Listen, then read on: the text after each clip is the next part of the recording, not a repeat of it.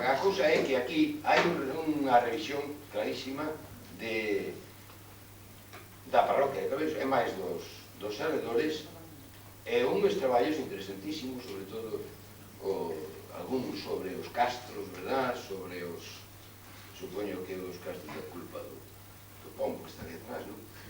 E sobre os cruceiros, que me pareceu precioso, verdad? E hai unha recolleta interesantísima para o meu gusto, que é a da regueifa do Antroido, que, según me explicaron o autor da regueifa, e que eu preguntei quen era o autor, porque a literatura popular, eso que se chama literatura popular, quero dicir, as adiviñas, os refráns, ou as cantigas, ou este tipo de regueifas, métese todo nun saco e dice, isto é literatura popular, pero é que a literatura popular alguén tivo que facer, ou seña, alguén tivo que facer esa cantiga, a alguén se tivo que ocurrer esa adiviña, ou a alguén tuvo que ocurrirse ese refrán.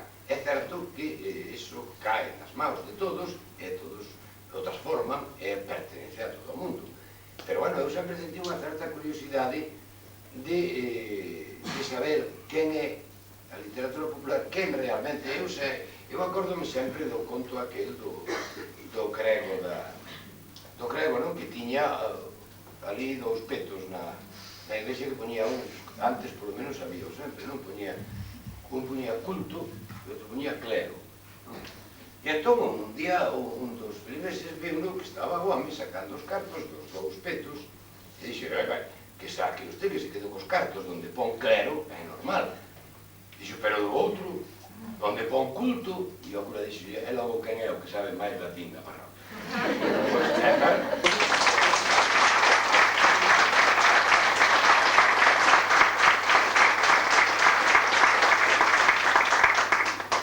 Estas persoas son as que están facendo que a historia, que a nosa historia, siga canda nós. Estas persoas e as persoas que se encargaron de recopilar todo isto, de organizar a festa, que eu espero que estemos no tempo, que a festa seja un auténtico éxito, e que o pasedes todos moi ben, e moitas gracias, porque si sigo falando.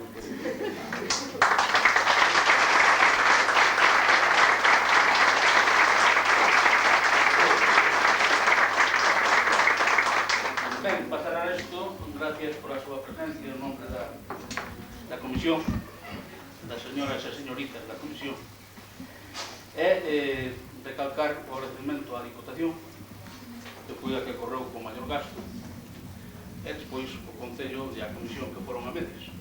O fin do libro é que quede para a historia, como ben dicía Paco, que sea un libro de consulta, de que chegue incluso a lado dos nosos veciños que están ao outro lado do mar, ou que están por Europa, pero, sobre todo, o fin pois, é recaudatorio para a Comisión. Entón, a Comisión, pois, invítos a tomar un pincho na Escola de Cabreiros, e ali, pois, podrán ver o libro e disfrutar de eso. E mercado.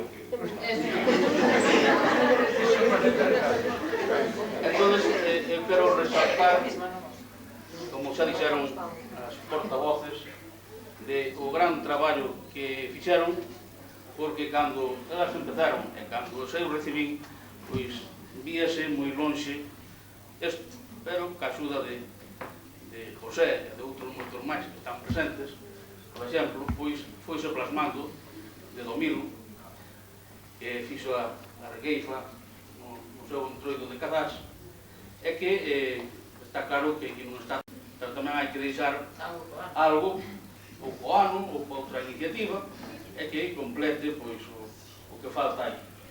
Desde logo que é unha iniciativa que hai que valorar moito, vou repetir, non ao Concello, senón aos que traballaron, porque, volvo a repetir, que o primeiro día que falamos desto, pois, víase moi difícil. E hoxe é unha realidade.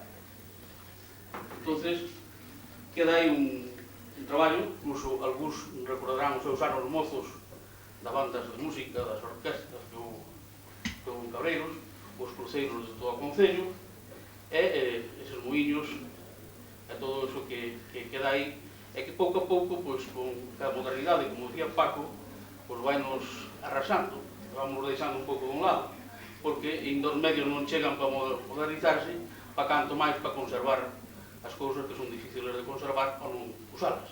Cando se usan, é como as casas que se usan, pois, consérvase día a día, pero ao abandonarse, pois, ao final, termina caendo o tellado. Por lo tanto, entre todos hemos de facer o que podamos, que non caia todo, a dar alguna cousa por aí para recordo dos nosos netos e dos que veñan detrás. E, volvo a repetir, que están ustedes invitados a tomar un viño galego na Escola de Torres.